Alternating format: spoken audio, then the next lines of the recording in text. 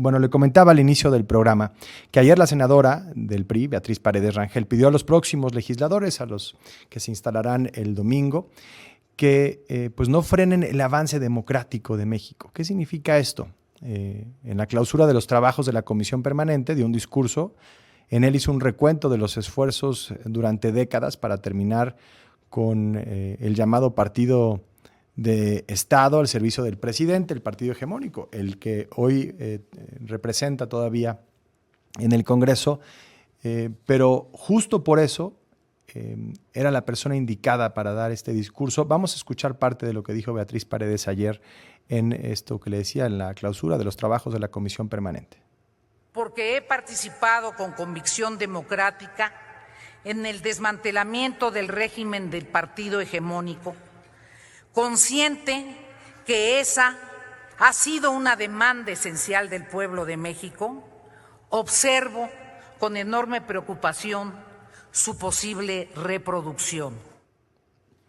Qué importante este nivel de diálogo, este uso de la palabra, sobre todo lo que significa la palabra para la política.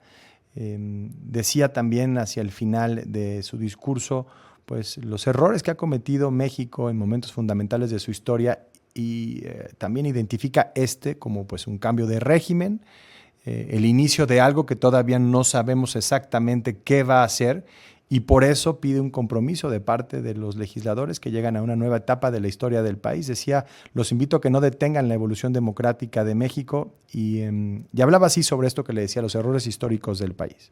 México ha cometido muchos errores en momentos fundamentales de su historia, que no sea uno más el inicio del siglo XXI en sus manos. Sean verdaderamente plurales y demócratas. Honren las palabras de sus predecesores, demócratas y luchadores. Beatriz Paredes, senadora del PRI, muchísimas gracias por tomarnos esta comunicación. Escuchábamos ahí parte de este discurso ayer. Desde que lo escuché, la verdad, pues esto me pareció importantísimo, llevar el diálogo, el nivel de retórica a esto, ¿no? Al peso de las palabras, a su profundidad, y a reconocer que estamos atravesando por un punto definitorio, un momento histórico. Son todas, por naturaleza, las transiciones, eso, parte de la historia, pero esta tiene pues casi un componente existencial. Pues es muy importante como lo aborda usted, es cierto, es un parteaguas, puede ser un parteaguas en la vida del país. En ese sentido es todavía mucho más trascendente porque es un componente existencial del destino de la nación mexicana.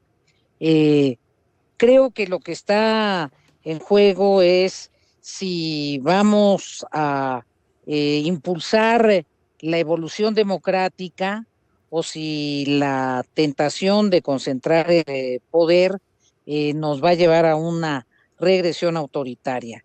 Lo he venido diciendo casi desde una de mis primeras intervenciones en el Senado, cuando cité un poema de León Felipe, en donde decía, ahí viene el lobo, un poema que se llama ¿Por qué habla tan alto en el español?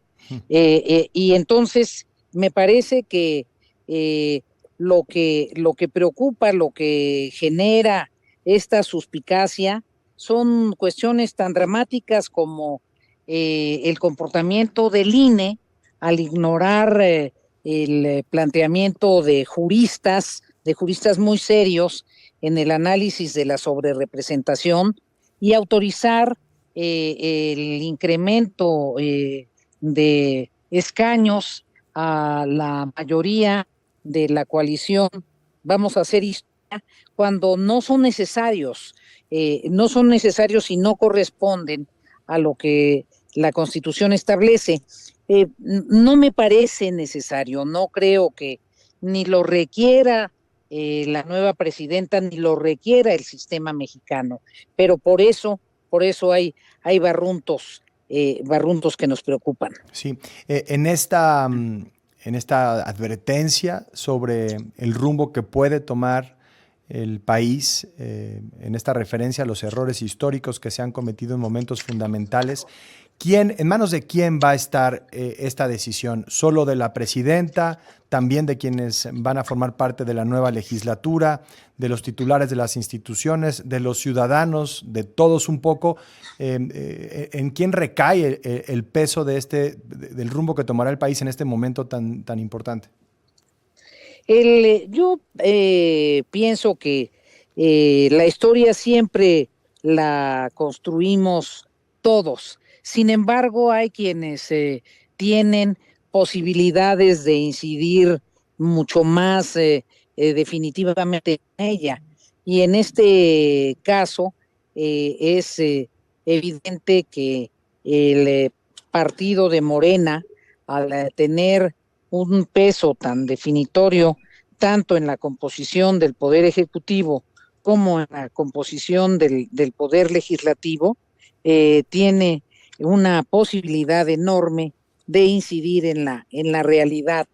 Entonces, por eso mi planteamiento esencial fue una exhortación a que no olvidaran que en la transformación democrática del país hubo una presencia muy relevante de políticos de izquierda democrática que lucharon, y me faltó hacer mención de una figura notable de la izquierda mexicana, el ingeniero Cuauhtémoc Cárdenas, sí. y desde luego del licenciado Porfirio Muñoz Ledo, que incluso se salieron del PRI para propugnar una democratización del sistema.